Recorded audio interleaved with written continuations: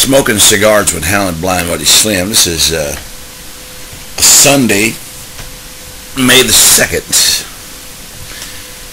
Here in the Louisville, Kentucky area, it's the day after the Kentucky Derby. A lot of celebrities in town over the weekend, and a lot of good cigars that were smoked. And Friday was Oaks Day at the Down, which it seems like anymore Oaks is bigger than the Derby. You have a lot more people going to that. You got a lot more things going on. People at the Derby, mostly it's just those, I'm not going to call them idiots, but those people who just want to go in the infield, play in the mud, and get drunk. Anyway, did I properly introduce today? This is Smoking Cigars with Howlinblind, Money. Sleep your 60-minute jelly on Toe Jam Man. Here to learn y'all some blues. Look what I've got, folks. Do you know what that is? Get a good look. This is Bolivar Havana, Cuba Royal Corona. Now, I have a very dear friend who lives in the Bahamas. So they spent Bohemian money. They did not spend American dollars. So therefore, this cigar is perfectly legal for me to have. And they went to Nassau and bought this with Bohemian money.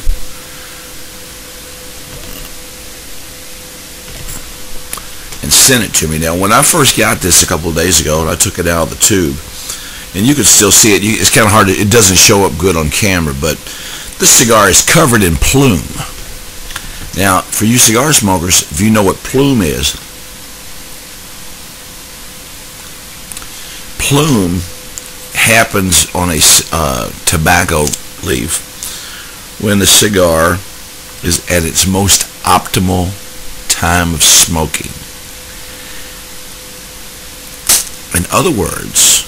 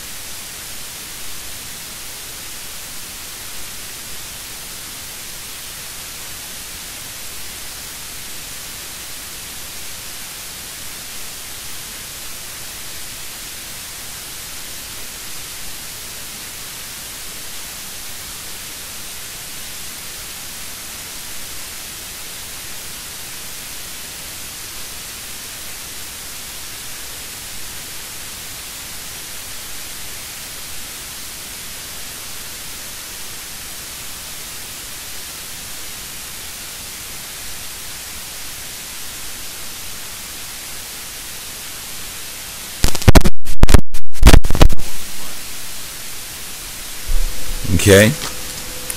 And I'm going to explain to you why there's things that we're not allowed to do with our money.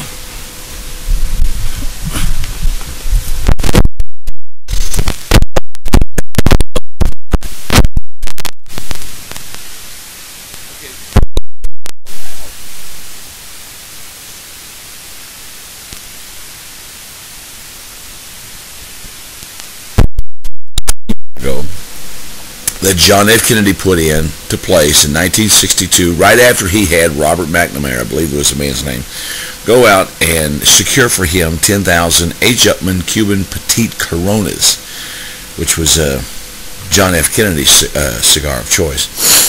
Now, I have a lot of respect for John F. Kennedy because of the fact, A, he was a cigar smoker, and because of the fact that had he not been assassinated, and we won't go into who possibly orchestrated that, he was going to shut down the Federal Reserve Bank and start printing United States notes at no interest. We know that. Look it up, folks. Don't just take my word for it. Don't say, well, Howlinblind said this, and I'll just believe him, or I'll think he's a liar.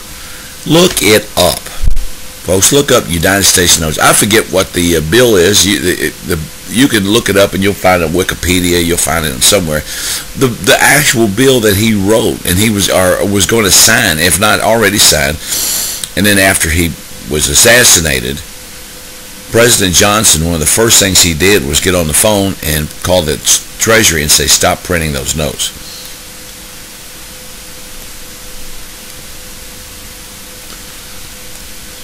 Cigar starting out kind of mild, but I know that right about there it'll kick in. So I'm very glad I had my 4 strips of bacon, my 3 fried eggs, 3 biscuits with some gravy this morning for breakfast. Now, back to why we can't do certain things with our money. I've sort of alluded to it in a way, and I think you know where I'm going. It's not our money. Surprise, surprise, surprise. You who think you have $100,000 in the bank or $50,000 in the bank that you can do anything you want to with it, no, you can't. Just try to get some Cubans. You can't do that. You're not allowed by the federal government to spend your money the way you want. You have to spend it the way they want you to spend it. That's why we have commercials at the wazoo on TV. But the main reason that you can't spend your money the way you want is because it's not your money. The money in my wallet, in my bank account, in your wallet, and in your bank account belongs to the Federal Reserve Bank, a private bank owned by private bankers, head out of the Bank of England. Do your history. A great movie I want to suggest to everyone right now. You can look it up, on YouTube. It's called The Secrets of Oz, and that's all. If you're a big Wizard of Oz fan, watch it. If you're a big constitutionalist, watch it. You'll love it. Let's check my time. All right, I'm at 8:41. 8:46. This will probably be a two-parter. The main thing, what I want to get the point across, our money that we think is ours, that we go out and we work and we earn every day of our lives, and we work, we bust our asses 40 hours a week. This is not our money. We are not allowed to hang on to this money. That's why when you die, the government comes in and takes it back. Think about it, folks. When you die, okay, it's called the death tax.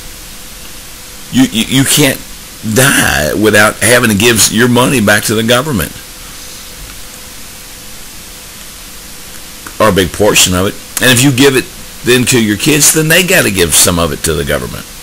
Actually, they're not giving it to the government. They're paying it through the IRS to the Federal Reserve Bank.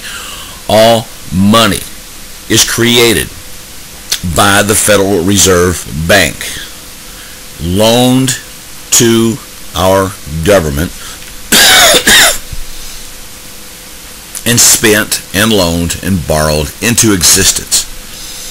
No money belongs to anyone because there is debt attached to that money.